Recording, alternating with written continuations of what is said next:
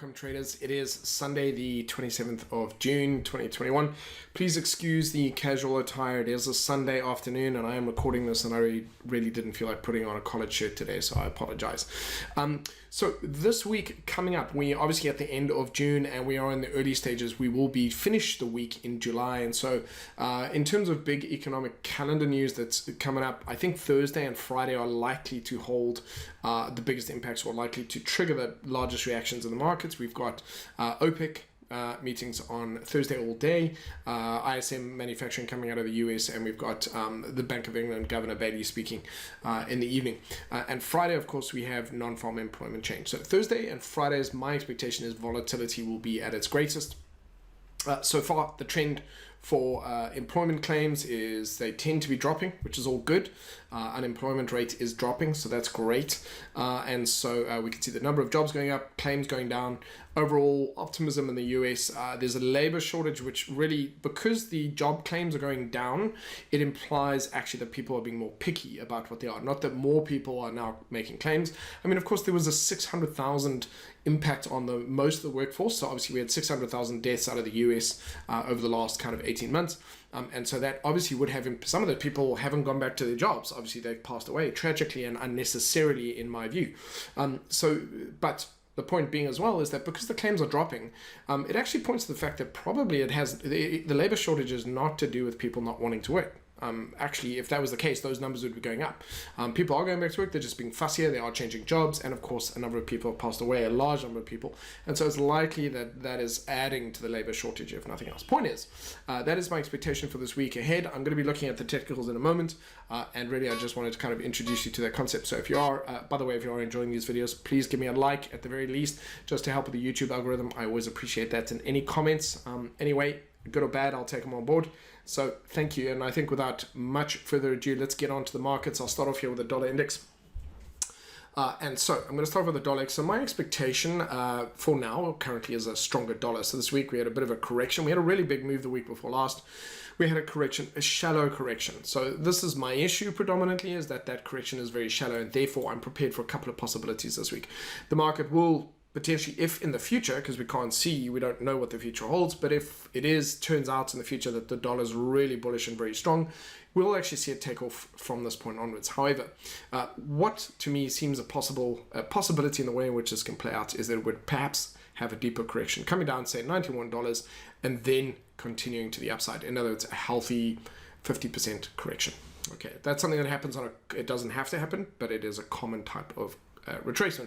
So looking at the euro dollar, same thing again. It just makes so much more sense for price to come back to at least 1.2 before carrying on.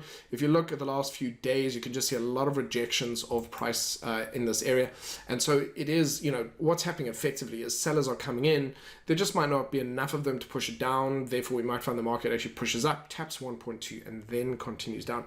So that is going to make it tricky for intraday traders, because the market could potentially climb and then continue down, or it could go down from this point onward. So in the bigger picture, my expectation is to see the euro dollar weaken. In the shorter picture, I'm including the possibility that it could still push a little bit higher before continuing down, or it could just go down from where it is now. We're just going to have to see how that plays out over the next week. Looking at sterling, sterling again had a really good rejection of 1.4, really nice, pushing down. I would have liked to see it potentially come up into this area. So therefore, if we do get that dollar strength and the euro pushes, and they kind of unfold where we get a deeper correction first before they then resume the longer term trend of a stronger dollar, then what could happen in this case is cable could potentially stay where it is. It is a little bit weak at the moment. GBP is a little bit weak in some of the areas. Now, same thing for Australian dollar, Kiwi dollar. They're showing a lot of weakness here. So if they decide to, for me, it makes a lot of sense to really see it pull back into these areas, into this market structure around 0.77. But at the same time, like I said, we could see them push down. They might just be reluctant to do that and very keen to continue with their trends. I'm just going to be prepared for that possibility. A deeper pullback could be on the cards Monday or Tuesday before it resumes. It's just a possibility in the way that it unfolds. Same thing here, Kiwi dollar. I was expected to pull back into this area to test that. It hasn't really done it. It is now in an area where it could potentially continue down. The best way for it to unfold would be to push to the upside and then continue down. So again, all of them are supporting the idea of a stronger dollar. Just the way in which they unfold over, say, Monday, Tuesday, Wednesday, whether they pull back a bit and continue, or whether they just continue first. Those are all possibilities I've got to take into account. So again, those are reasons why you want to take profit as you go. If my trades are up 1%, I want to take some profit off the table. I don't want to assume that it's just going to unfold smoothly. That isn't always the case. In fact, the more likely it seems across the board that trades will just unfold perfectly, the more likely they tend to then, act up a bit. Dollar yen continues to climb to the upside, supporting that ever stronger dollar. Dollar yen doing its own thing anyway. It has broken the previous monthly high, so now we do have an official monthly uptrend. I'd like to see this continue up to 111.70. Dollar Swissy. Okay, so say here's a great example of it. Dollar Swissy hasn't come back down into the previous structure, or the one before that, or the one below that. And again, I'd love to see it do that. So it makes a lot of sense to be looking at this, that the dollar would weaken initially, or dollar Swissy would head lower down towards 91.30 or down towards 0.909. Excuse me, find support and then continue up. So a lot of these are hinting at that possibility. That last week they didn't complete their correction, and that can happen. Sometimes you get traders and market participants are so keen to get in on the trend that happened the week before, they start jumping in on the smallest retracements, and so the retracement kind of slows down, but it needs to still do a proper correction before it can continue, and I think that's what is likely to unfold this week. Right, now moving on, because I want to get through these in about 25-30 minutes each, and I understand that for some of you some things are more important than others. Like, I'm not interested in commodities, I only care about currencies, but really the goal of this is to get you to be aware of how money flows between the different markets, what's correlated, what's not correlated, what's not correlated. Generally speaking, if something is not on my list, it's because it's garbage and I don't want to trade it, and I don't think anyone should touch it either.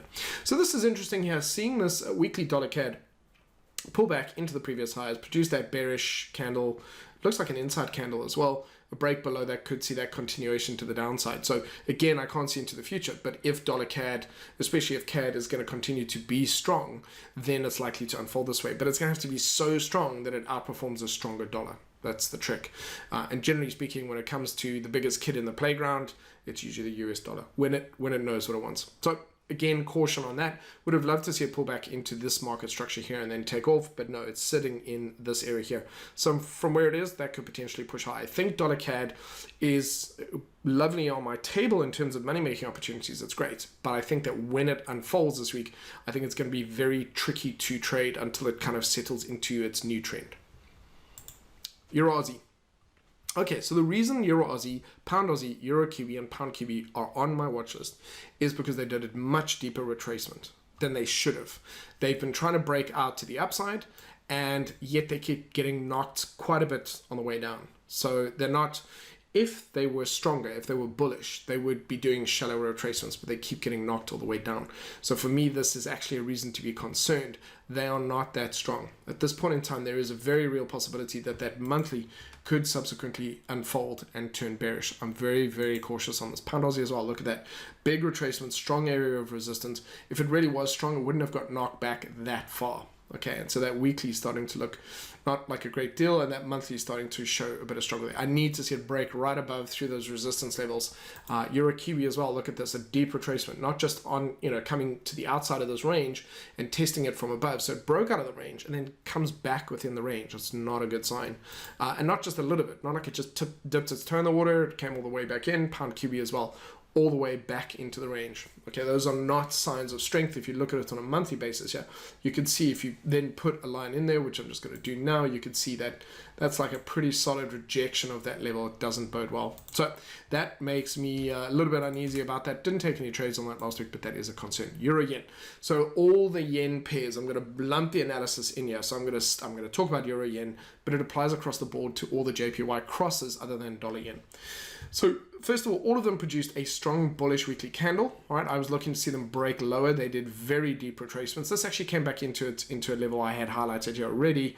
But this is a very deep retracement on some of the other pairs. It's usually, most of them were bigger than a 618, depending on where you measured it from, or at least a 618. It's a little bit of a concern. I do think on the monthly here, we're definitely overdue for a bit of a correction to the downside, but that weekly looks really, really strong, and that was quite a strong bounce back. So this is one of those ones where I'm going to be watching it to see if it ultimately this week disregards that bullish candle. So in other words, we get basically a U-turn, we get a bullish candle up and a bearish candle down over the coming week. But I'm also prepared that this wants to take another run at the highs It wants to, and therefore it's going to push higher. So the clue for me will really be watching the weekly. Do we break the high of last week's candle? And I'm taking, that's the same approach on CAD yen, Swiss yen, Aussie yen, GBP, and all of the others. So this is very tricky. That is such a bullish recovery, so quick, and that bullish setup implies that it isn't quite done with trying to go higher, but it does need to have a correction to the downside. And so that's a concern. Euro CAD. I added on to the list because actually this is now starting to look more and more bearish, and a break below this 146.48 level could provide bearish opportunities to the downside. So there could be some good short opportunities. It has to break outside of this consolidation. So I'm just going to mark this consolidation here so you can see that. I needed to break below that to continue that trend to the downside. You can see the rejection the week before, or in April. Then it was a bearish rejection, then a bullish kind of indecision rejection in May, and then this month it's heading a bit lower. So I'm more bearish than bullish on that. Pound CAD, same thing again. It pushed all the way to the downside. It's not none of these are great looking. It's not actually great for trending. I'm bringing this chart up because of that bearish knock to the downside. So Euro CAD, GBP CAD, GBP Yen, GBP Aussie Kiwi, they've all had big knocks to the downside, and so they're just not as strong as they would be if they really were bullish. Pound Swissy as well. It just manages to break out this range all the way back in that weekly chart, looking like solid rejections, and therefore either stay away from it, or I'm going to be looking potentially for moves to the downside. Okay, Aussie CAD. So I bring up Aussie CAD because again, here there is a very real possibility it's going to attempt to break to the upside. And so I'll be looking this week to see if it can break above this market structure at 0.94, and then looking for retest, or potentially just a move all the way up to the next level, which is at sort of 96, up towards 96. I'll be looking for those kind of moves. That one I quite like in terms of money-making opportunities. There we go. Okay, so that's the wrap-up on currencies and currencies of interest. Now I'm going to have a look at commodities, starting off with gold. So with gold, this deeper correction didn't go anywhere last week. It basically attempted to climb back up. This is what I was looking for. So last week I was looking to see if gold could stay above this level, produce a nice little bullish recovery, then it would look to kind of support that longer term move to the upside. So we're coming close to the end of the month, and this is a solid U-turn. That is not a good sign at that 1900 level. It really doesn't bode well. It does hint at it now says that for me, the future of gold currently is in question. In other words, my longer term bullish view is now shaky. And that's fine. That's okay. We'd update it as we go. It only counts if I'm taking the trade. So if I'm observing and I'm just analyzing it, that's fine. If it's when I take trades, my analysis is really way off. For whatever reason, I'm trying to force it to go somewhere that I believe it's going to go, not based off technical evidence. That's not really the right way to go. So at the moment, my kind of longer term view was to the upside. This reaction shouldn't have happened. It was a very strong reaction off 1900, and it's almost a U-turn. And we're coming up to the end of the month, which means it could close this way. This week, what I'd like to see is a continuation of it to get back over 1800, close higher, change the shape of that candle to maybe have a bit of a tail and to look a little bit more bullish. I'm not saying that's going to happen. I'm saying that's what I'd like to see if the longer term move is to the upside. That's what it would do to support that idea. However, looking at the daily, solid rejection of the 1783 level. Just you can see rejection, just failure at that point. Hasn't continued down to the downside. Overall, this is not a great instrument for me in terms of trading. It's not high probability. It's giving very mixed signals. It is battling. There are both buyers and sellers in here, and no one's really winning because really there's just equal number of both sides are equally balanced. So this is what I'll be looking for, is either a solid close above here and 1800 to support the idea of a longer term bullish move, which means next week I would then, and the week after, then I would start becoming more bullish. Alternatively, if it's going to break to the downside and then it's going to head down towards 1680, then I might take some shorts to the downside if that's going to be the case, and then just update that longer view and become more bearish on gold. But overall, this is not a great instrument, and in fact, this could continue to be giving these mixed signals for a couple of months. It could just continue to be range bound, change direction, go all over the place, and we'll know as it goes. But this kind of behavior is not what it should do if it was bullish. Silver. Just wanted to show you here, it's not really of importance. It hasn't done anything to change my opinion of it not really being tradable right now. Just showing the bit of a kind of weakness that it's showing on the daily, showing that it's producing a bullish candle close to 26, which is a potential level of support, and that monthly is actually a breakout pattern. So if we break these lows on the monthly, in other words, we kind of head down and break the low of March, which will be 23.77, then all of a sudden I start looking at a longer term move to the downside. So I'm using silver really as a frame or a supporting analysis for gold. Now, palladium. So palladium needed that correction. It's come back down tested this consolidation area. It's produced a nice little bullish candle to the upside.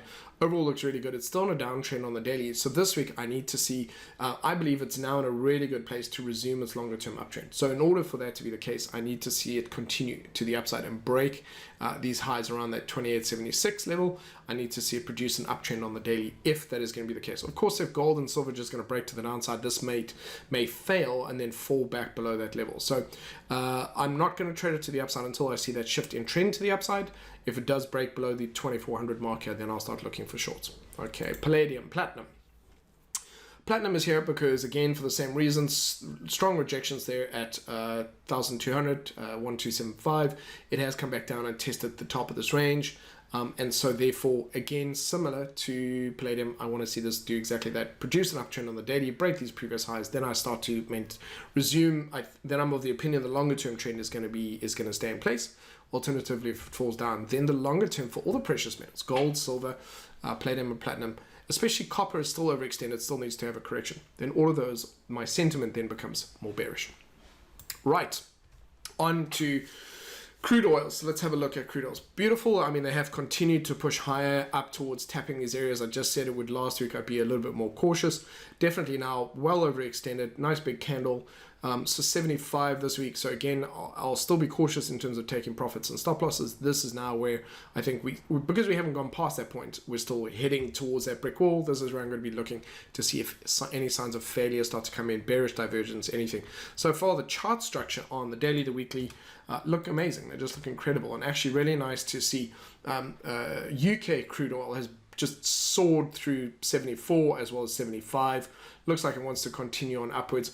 This week, actually, what I'd like to see is to see it come back to test this level for support, not break back below it, find support here, and then continue to the upside if it's going to maintain its bullish stance. All right. If I see strong failures and it just drops all the way through, then that would support the idea of a sort of medium-term bearish kind of or sideways motion. I'm still more bullish on this than anything else. Looking at other commodities of interest, so look at milk. Really good moves to the downside. Consolidation overall. Milk looking still nice and bearish. Still expecting. There might possibly be any pullbacks towards 18 here. Are very appealing to me. So for shorting opportunities, then moving on to lean hogs. Same thing again. Any pullbacks to the upside. We've now broken some of these previous lows on the weekly. Started a really nice correction on the monthly. Yes, it's coming into other market structures here, and so it might bounce off that. Again, pullbacks. Looking for shorting opportunities there. Lumber. Beautiful as well. Very nice move to the downside. Great correction. Much needed on the monthly as well. Back into these moving averages. Again, shorting opportunities. Pullbacks to the upside. Looking for those shorting opportunities. Those are my commodities of interest. Now on to the global indices. So last week I spoke about my concerns about having a bit of a correction, a deeper correction. We really had a really strong bounce up from these. The weeklies looking really bullish. In some cases bullish engulfing. Again, it's not really doesn't change my overall concerns. Look at the monthly, we haven't really recovered. We haven't had a deep enough correction on the monthly, and we really haven't gone that much further. So if anything, now this becomes almost a hanging man. This in itself can potentially these kinds of candles can actually occur towards the ends of moves. So the danger up ahead of a deeper correction or a much needed healthy correction hasn't gone away.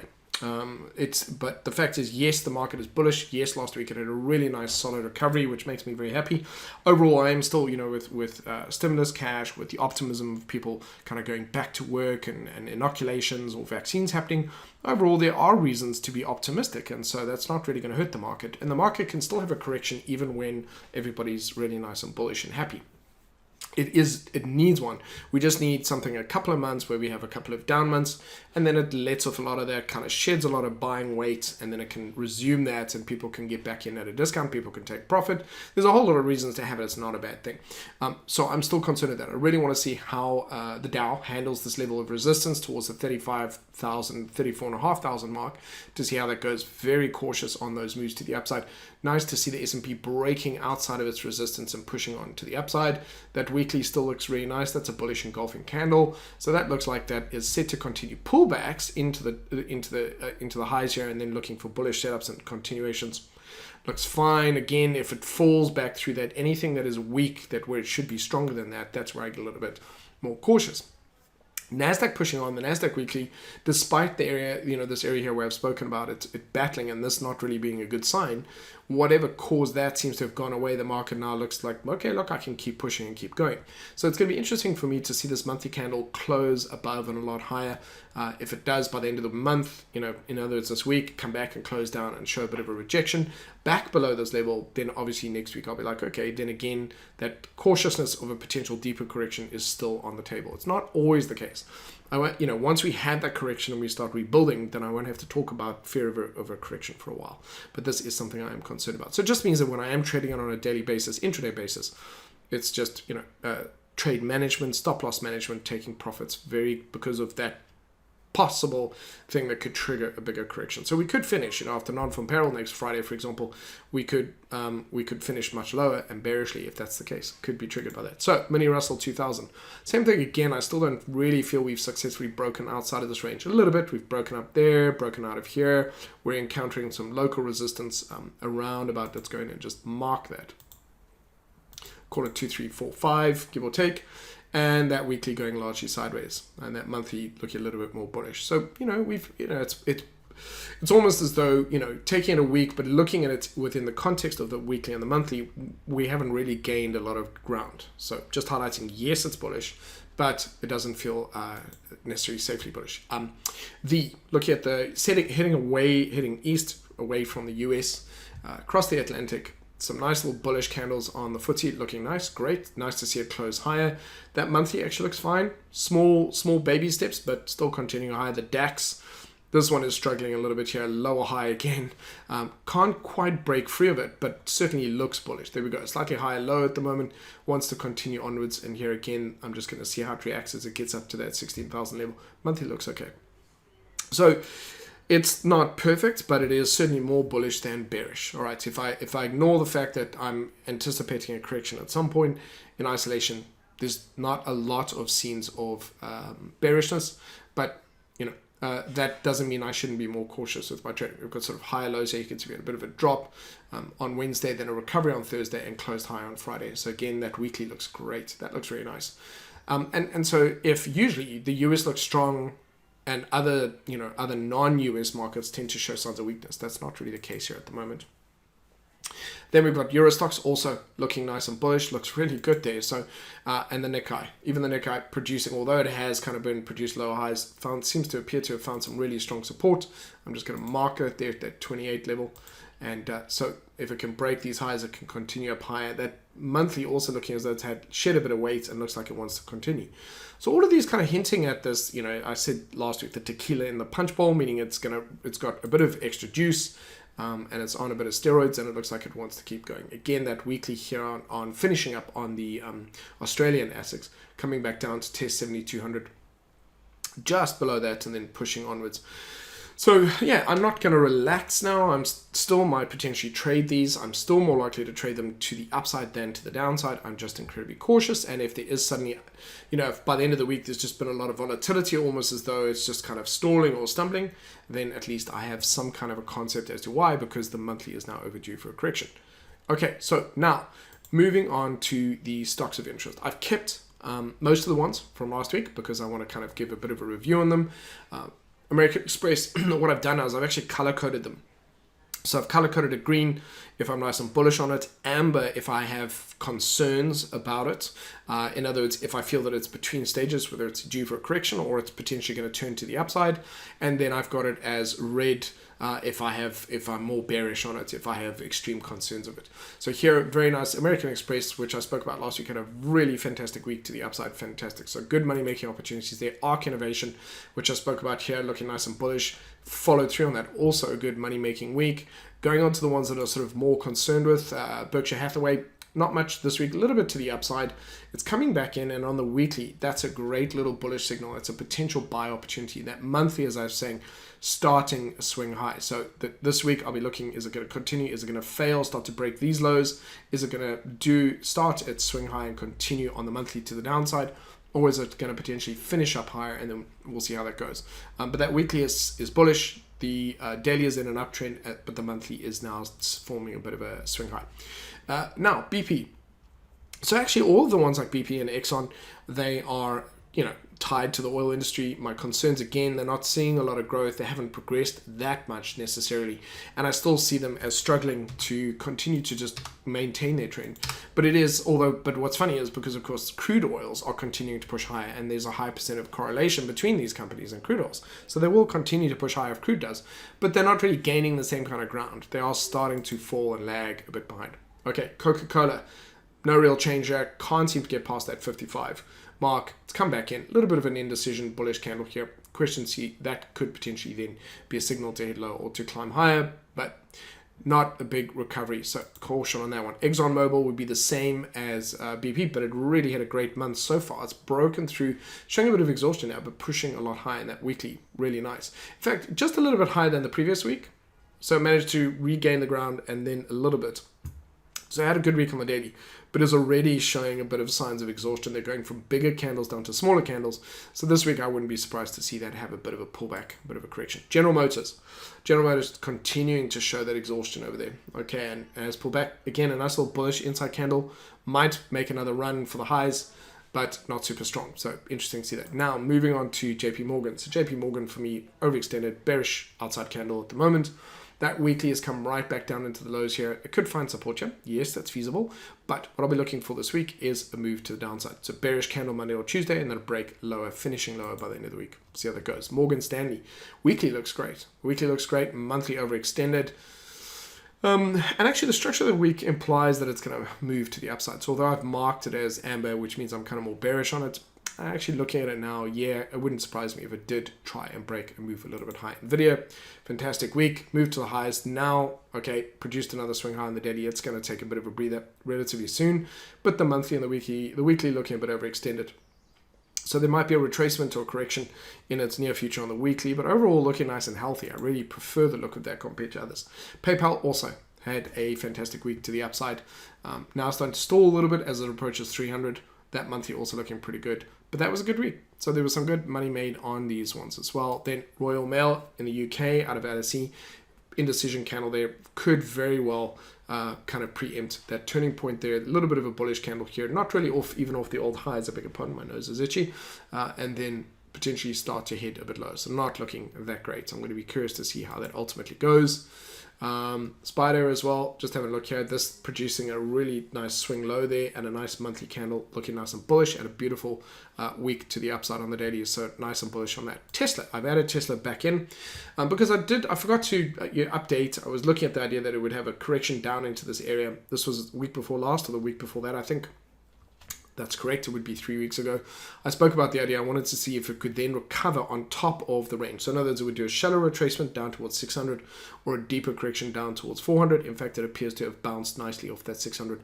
So looking good. And that was the arrow that I drew in at the time. So far, so good. Okay, so if we can break these previous highs, then I think we'll see it return to the old highs. So overall, and the reason is I've kind of kept that as amber because the monthly itself hasn't yet finished bullishly enough. If we finish at the highs of this month's candle, where we are here towards the 700 mark, I'm going to be more bullish on this, especially if next month we break the highs of that. But I'm not seeing that yet. And Vanguard, last on my list, broken higher, also had a good week this week. Weekly candle looking really good. Monthly, certainly starting to run towards 400. I think at this point there might be, I wouldn't be surprised if we do get a correction at that point.